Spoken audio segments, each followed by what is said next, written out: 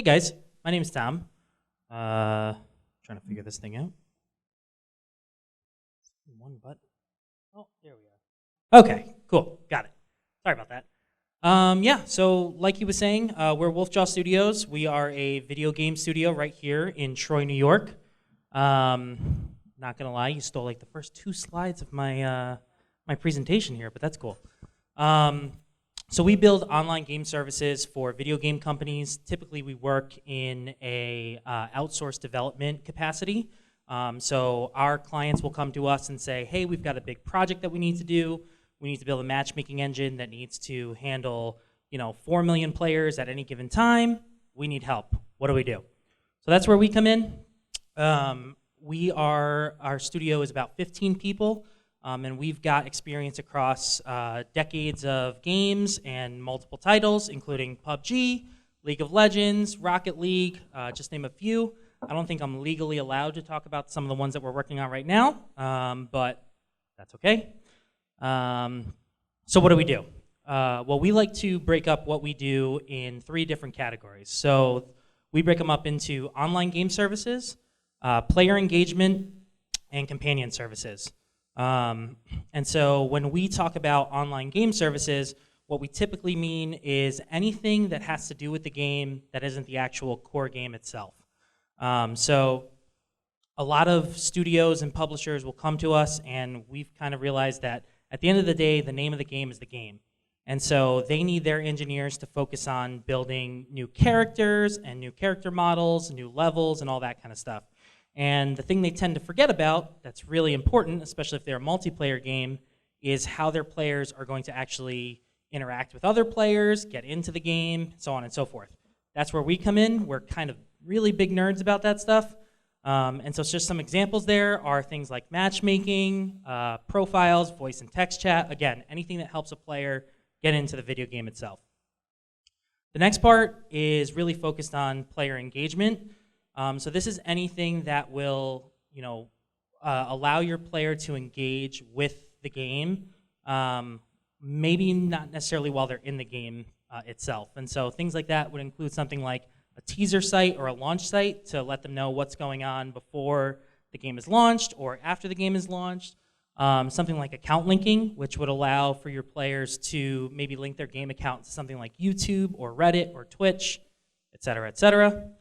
And things like developer portals, which would allow for third-party sites to go ahead and access some of your game data to let them build really cool companion services, which leads us to our last thing, companion services.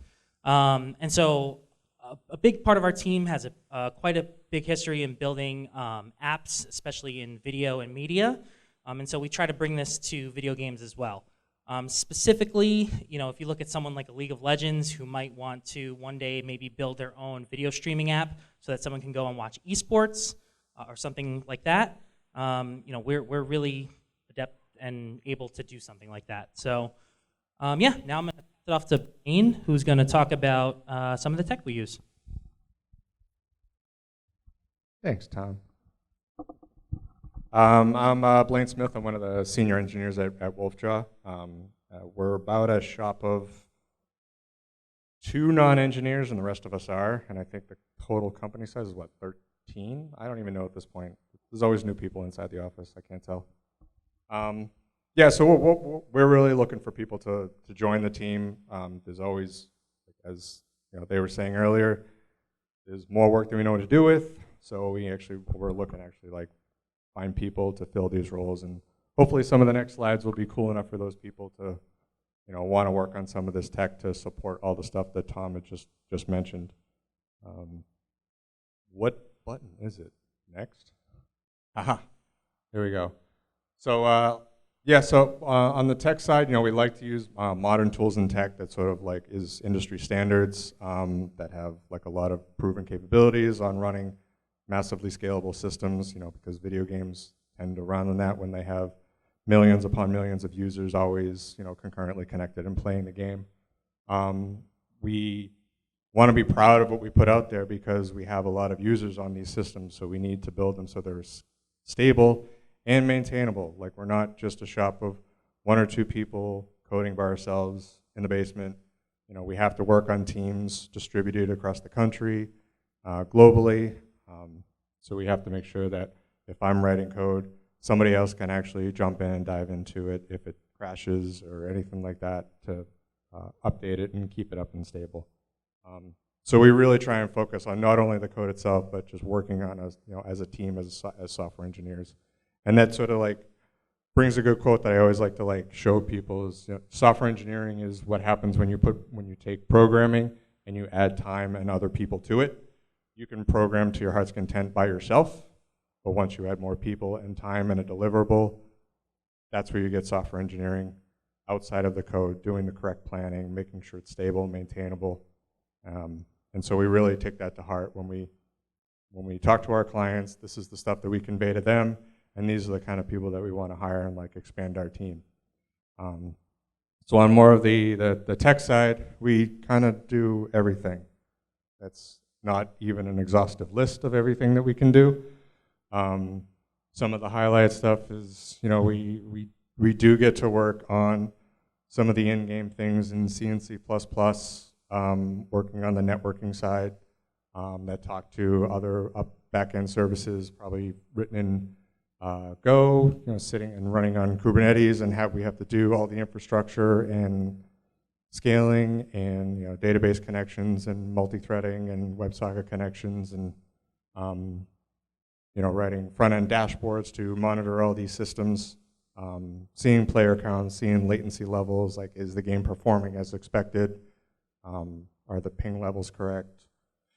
So yeah, I mean, it's quite a list, and if this is interesting to anybody out there that wants to work on this kind of stuff, come to absolutely talk to us. If you know people that are interested in this and have skills in areas in this board, come and talk to us. We have open positions currently. Yeah, like I said, we're looking for people. We have a lot of work coming in, and we need people to fill those roles. Yeah, so if you want to come talk to us later, we'll be around, or you can reach out to us. We said we usually have a lot of clients in the video game and entertainment space. One of the systems that we can sort of kind of talk about is the one that I'm working on specifically is we actually get to build basically a Netflix clone. So as a user experience, you get to fire up the app and you get to play and page through the app. But I get to build on the back end that actually distributes all of that to all the apps, handling the single sign-on, handling the video transcoding, handling the player progress when you switch devices from your phone to your TV, handling your favorite lists, handling multi-account linking. So those are the kind of things that we get to work on sort of day to day. Yeah. That's basically all we had. Do we even have another slide? No, that's a good one to end at. That's good. Well, thanks.